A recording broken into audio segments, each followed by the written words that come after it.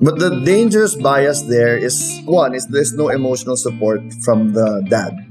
I don't think that's right. I think there's nothing less masculine or fatherly about a man who shows support emotionally. I guess it's really all about setting aside your ego and really accepting the fact that, being in a family or being a dad or a mom is really a teamwork, no? And you have to make sure that it's all about the well-being of the family. Hey, Smart Parenting fam! Welcome all the way from the north. I'm actually here in Pagudpod. This is our hotel room. This is the most contained space where it's, not playing beach music or without the shouts of kids. Kaya dito na lang muna ako nag-record ng ating PopRica.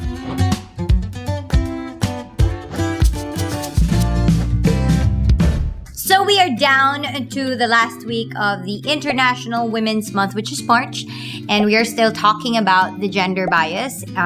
We're talking about, last week, if you saw that vlog, we tried to break the bias of thinking na sa parenting, it is the mom's job to do the parenting side of things, and it is the dad's job to provide, like financially, dapat siya yung nagtatrabaho and all that. So we talked about how it's just not possible. We broke that bias and discussed that moms too can contribute financially. Sometimes they do it solely and the dad is left in the house. Sometimes naman, they do it together, diba? And that, more and more dads nowadays actually get to help in the household stuff and the parenting stuff. So there are still some cases though na, culturally they just can't accept that kind of way of life na naiba. Na yung babae nagtatrabaho tapos yung lalaki yung hindi. So, that's still what's shaking for today, but with a twist. Since syempre, ang pinag-uusapan natin dito ay mom and dad, lalaki, babae, the roles that are assigned to a woman, the roles that are assigned to a man, mas maganda na rin na magtanong tayo ng mga members of the opposite sex, so mga dads naman. Tanungin natin ano feeling nila kasi last week yung binigay ko is yung feeling ko, yung thoughts ko, thoughts ng mga generally women who are like me, moms who are like me, and then we also heard from moms who aren't like me but they were more or less mas nanay yung nakausap natin. So ngayon, tanungin natin yung mga tatay. Meron tayong dalawang dads na magsasalita ngayon, pero the first dad is actually the first ever editor-at-large of Smart Parenting, which is Mr. Joey Ong, Daddy Joey Ong. Hi Rica, this is Joey Ong, the founder of DadBud PH. We're one of the biggest dad communities in the country.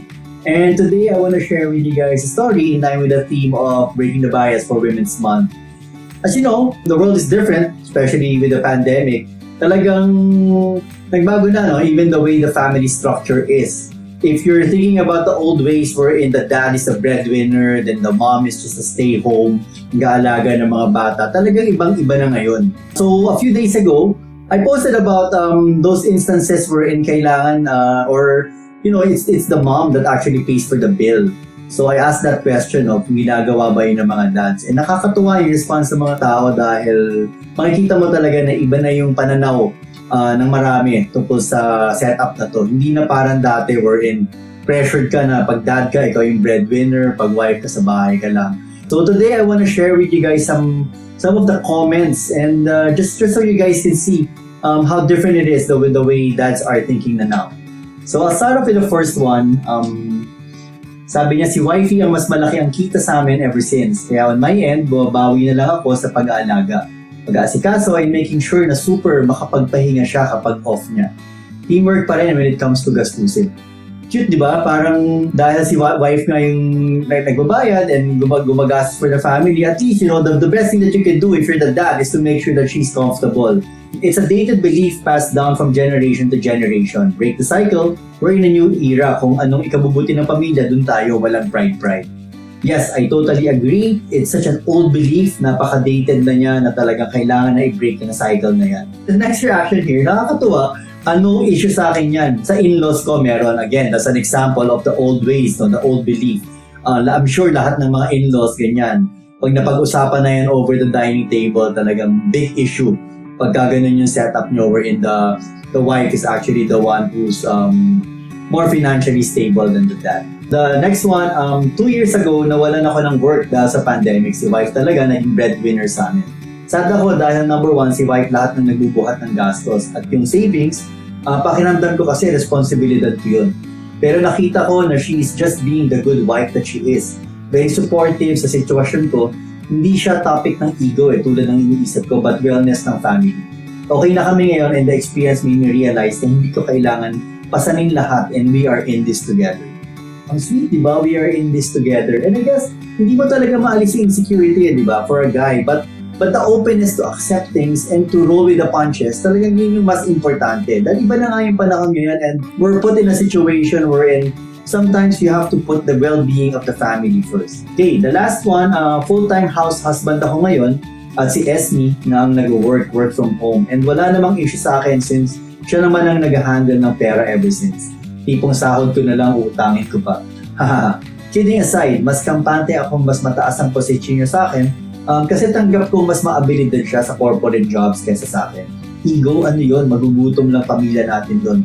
So there, I guess it's really all about setting aside your ego and really accepting the fact that, you know, being in a family or being a dad or a mom is really a teamwork, no? And you have to make sure that it's all about the well-being of the family.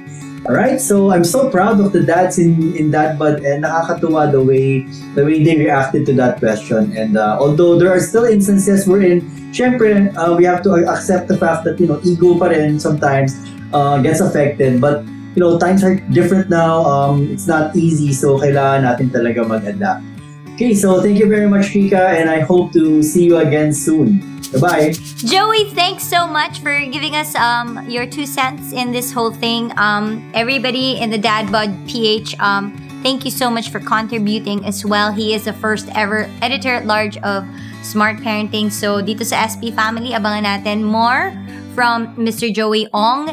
And, you know, I think that one thing that I love about getting to listen to dads as well is that knowing their heart. Kasi magkaiba tayo ng nakikita. Marami silang mga bagay na nararamdaman na maaring hindi present sa ating mga babae. So thank you for that. And, you know, I think that I'm just really grateful to exist in the day and age where that cultural bias is not so strong anymore. Or at least it's being revisited, di ba? Rediscovered all over again na ito ba ay worth talagang i-keep or i-keep lang natin if it really works for us at pag hindi, pwede nating itapon. Kasi it also comes with other realizations other than the shame and honor factor that we have in the whole, you know, system that we're moving in or in the communities that we move in. Meron pa tayo kasing ibang nadidiscover dito. Katulad ng, sa tingin ko lang before this day and age, mas less involved yung mga tatay sa loob ng bahay. Hindi sila napapaghugas ng pinggan, hindi sila napapaglinis ng bahay, hindi sila napapagpalit ng diaper, ganyan. Kasi nga culturally parang dapat sa nanay ito. And what I don't like about that is that the home is supposed to be a shared ownership of the dad and the mom, especially if you're together, right? So if you are living in the same house and you really are building a family of your own unit, parang it takes 2 to tango talaga. I am so grateful to my husband for choosing to actually be hands-on with my children instead of just like choosing to say na, oh sige, since I bring the bread naman in this, I win the bread for this family, then, you know, you go and just take care of the kids. I'll just talk to them whenever I want to. He's not like that at all. He knows the importance and the difference it makes in the life of a child na involved kahit yung tatay, na siya mismo nakakapagpalit ng diaper, na siya mismo nakakapagpaligo ng bata, na siya mismo pag nagtatrabaho ako sa labas, siya yung nagbabantay sa mga anak ko. And the best part about it is that my husband doesn't see this as something that makes him less of a man, but really more of a father. Like he thinks it's an addition to his life to be able to do this for his children, na makaka-make siya ng mark sa buhay ng mga anak niya by being so close and intimate to them, the way that we've always seen it na role ng nanay, diba? So hindi siya nahihiya doon. Actually, proud pa nga siya na nagagawa niya yun at grateful siya na nagagawa niya ngayon. At grateful din ako today because aside from Joey Ong, we also have my husband Joseph to give his thoughts on the topic. Let me just tell you, I married this man because he's got a brilliant mind, and I'm not just talking about, intelligent, informationally, but also whatever he thinks is informed by what his heart knows. So, what an introduction for my husband. Here's his very own cup of Joe. Miyak na yung anak ko. So, habang nagpapadede ako, siya na muna yung take over. The topic is break the bias. And there's this cultural belief na dapat yung nanay ang naiiwan sa parenting sa mga bata at yung tatay yung nagtatrabaho. Siya yung kumakarga ng responsibility to provide for the family. Yeah. So people were wondering, what you thought of that? Habang nagpapadede ako, siya na muna. On one hand, may roles naman talaga ang lalaki at babae sa parenting. So like ngayon, di ko naman kayang idede yung mga bata. Diba? Di naman ako yung nagdala sa kanila. I could get her pregnant, but I couldn't take it from her. We joke nga sometimes that people ask, do you want another kid? And I'll say, yeah, ako naman magdadala ngayon para makapahinga ka.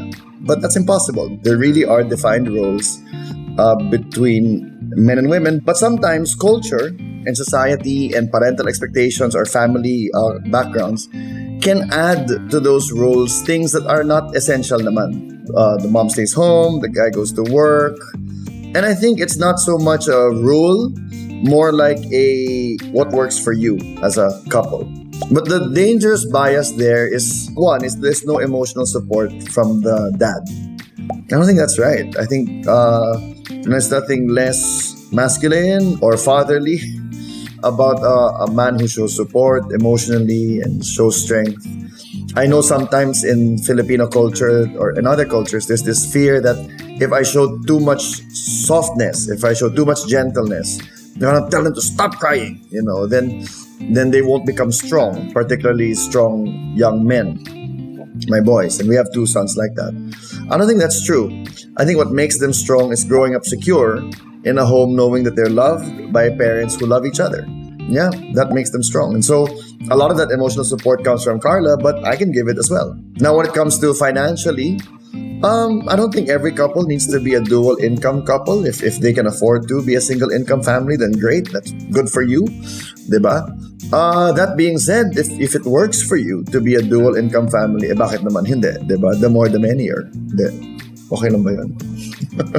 Honestly, for us, the process for me and Rica is that ever since we got married, I just knew that she still has a role to play in the professional field. I don't want to force her to do it. She always tells me every time that she would love to stop. If you want to stop, sabi sa kanya, you can stop. But if you want to do it, I'm here to support you. Just because you know that I know you have a role to play there. Like this, like editor for Smart Parenting. That being said, we both agree that the priority should be the home. And that's not just her priority, it's my priority as well. Whether it's my career in ministry or her career in all the things she does, the priority is the family. And when that's clear, then we can talk about it and agree. So, absolutely, let's break the bias. If you like the bias and it works for you, then sure, just please don't be prescriptive about it to other people. But if you want to try something new, you want to experiment, why not, right? The important thing is to know that you, as parents, are united and agreed with it so that your kids can experience the best. That's it. There you have it, Miss PopRica and the Cup of Joe. You'll see more also on my vlog here, PopRica on Smart Parenting, as we move forward with the different topics that we want to talk about. But for now, I just want to leave it at ano ba sa tingin ninyo? Baka meron kayong comments. Please briefly just summarize whatever you think of the episode today. So anyway, I gotta go. It's already lunchtime, so we're gonna have lunch outside by the beach. And kita-kits tayo ulit every Monday po, 6 p.m. for more popular parenting topics spiced by yours truly, here only on PopRica. PSSP, together, we're gonna get through this parenting journey. Bye, guys!